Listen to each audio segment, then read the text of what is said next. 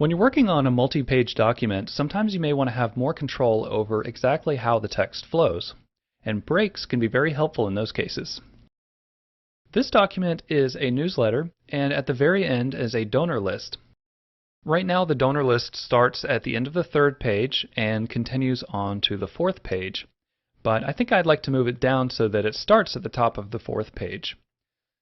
I could just press enter a bunch of times, but the problem with that is that if I want to add or delete something, the donor list may shift and I'll have to readjust it, and I'd rather not have to worry about it.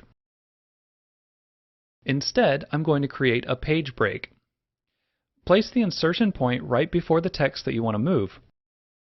Then click the Insert tab, and then Page Break. The donor list has now been bumped to the next page, and it will stay here at the top of the page even if I change something on the previous pages.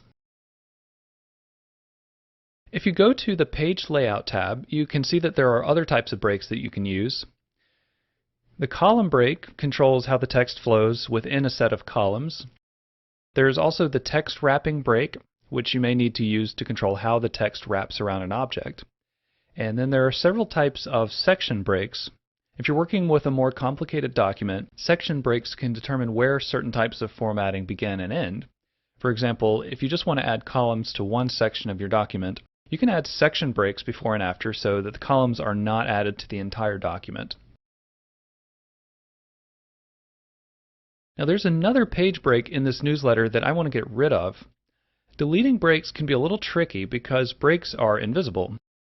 So go to the Home tab and then click the Show Hide button. So now we'll be able to see the breaks.